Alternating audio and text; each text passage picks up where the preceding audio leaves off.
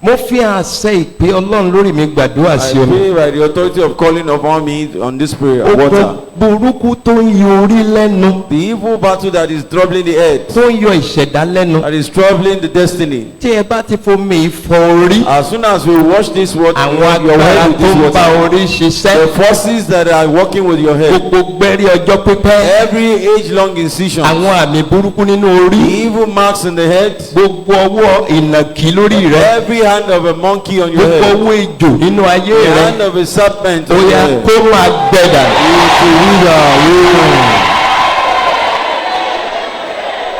Bàbá rántí májẹ̀mú. Father, remember your covenant. Bàbá rántí májẹ̀mú. Father, remember your covenant. Láàárọ̀ yìí, This morning. bàbá rántí májẹ̀mú. Father, remember your covenant. Bó bá ti ń fomi ìfọ orí, As soon as they wash their head with tàbí this wọ́n water, mú tàbí wọ́n fi wẹ̀, or drink or bathe with it, ogun ọjọ́ pípẹ́, age-long battle, ogun ojú kan, the battle of ogun tó ń lé eré dànù, the battle that chases ogun goodness ẹ̀sìn away, burúkú, the battle of ọ̀yà kó disappear. Amen.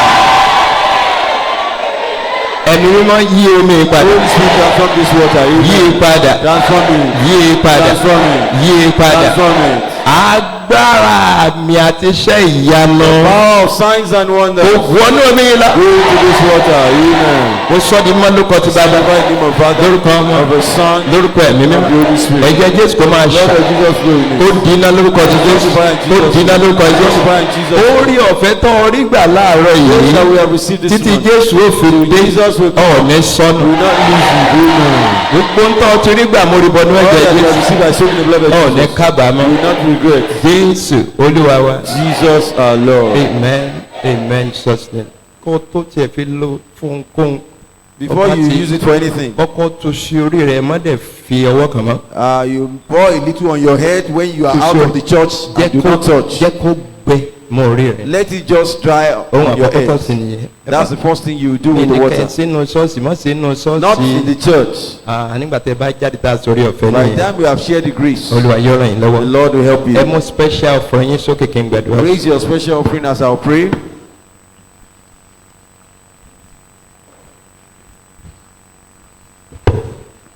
Mo yà símọ́ lórúkọ ti bàbá. I sanctify in the name of Lórúkọ Father, Ọmọ. of the Son, Lórúkọ ẹ̀mí and mímọ́. of the Holy Bí ẹ Spirit. ṣe ń jọ́bọ̀ wá As síwájú you are dancing forward láti fi ọrẹ ìsílẹ̀. to give this offering, Bàbá máa bùkún fún the yín. Father will bless Ó you. torí bẹ́ẹ̀. It is so. Jésù Olúwa wa. Jesus our Lord. Amen. Jesus name.